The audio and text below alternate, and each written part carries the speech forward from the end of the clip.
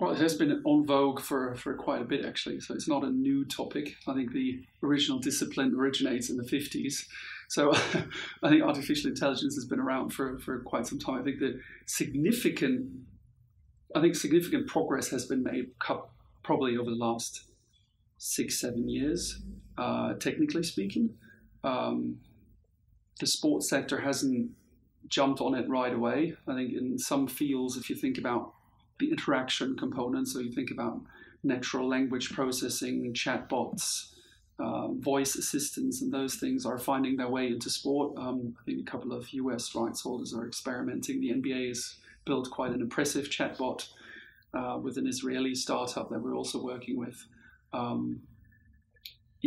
think generally speaking, in the sense of interacting with technology, although you don't really feel that you're interacting with the technology, is a very interesting field because you can, talk to fans directly. You can add interactive elements to experiences that have been unidirectional or quite boring in the past. You can automate a lot of repetitive tasks as well. Think about a ticket hotline or,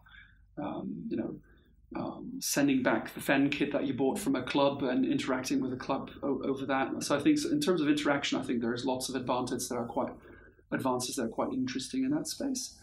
And then if you think about marketing technology, personalization, targeting are quite interesting fields as well. And my previous job was at YouTube, and YouTube has traditionally, or Google in general, has traditionally done a lot of work in machine learning and artificial intelligence and how to figure out what people are really interested in, for instance, to just serve relevant advertising. Because if you're lactose intolerant, you don't want to see yogurt advertising all the time, right? It makes a lot of sense to kind of personalize and individualize messaging.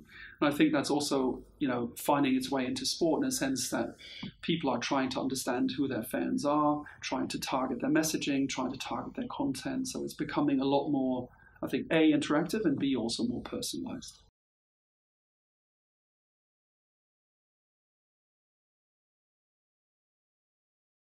Well, look, I think I talked a bit about, automating repetitive tasks. If you look at vast amount of data and, big data warehouses, lots of raw data, I think machine learning and artificial intelligence can certainly advance a lot of the insight creation, like recognizing patterns in the data and automating certain tasks that come out of the data. So for instance, think about wearables.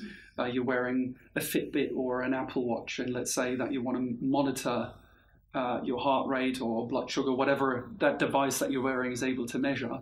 To then actually recognize certain patterns in that data coming from the wearable, and then either sending an alert or informing you, analyzing the data, and then telling you should be doing more of that or less of that. I think they're small individual advancements in that space, but I think they're quite interesting also if you think about coaching and training and practice that are coming out of that technology, that where AI makes a certain contribution. I think, I'm not even sure whether it was FIFA or the Bundesliga, someone recently actually announced that the use of data, of coaching data during the match and in halftime is now officially allowed.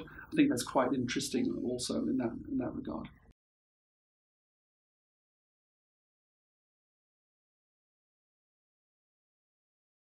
I think content creation is quite an interesting aspect. I mentioned the NBA and what they're doing with the Israeli startup. And we've done some piloting with not just that startup, but with a couple of companies in that sphere. It's quite interesting that you can actually use machine learning and artificial intelligence to recognize what is a highlight in a live stream, right? Because you look at the movement patterns of a certain athlete, you see that the ball is going into the goal or into the basket, whatever the aim of the sport is.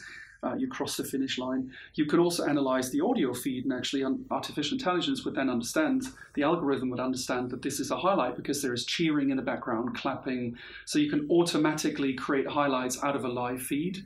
You can then automatically tag the interesting or relevant moment within that feed and then automate a lot of the post-production. So I think that's a very interesting aspect. If you then take it even further, once you have that data, then to be able to say, well, that person, Peter over there, he's interested in only I don't know, Robert Lewandowski scoring goals because he's a big fan of Robert Lewandowski, being able to actually take the data, take whatever is available in footage, and then automatically cut a personalized highlight. And some of those startups that we're working with are doing exactly that. So they're actually able to send out personalized highlights to individual users based on their individual preference. So I think that's quite interesting.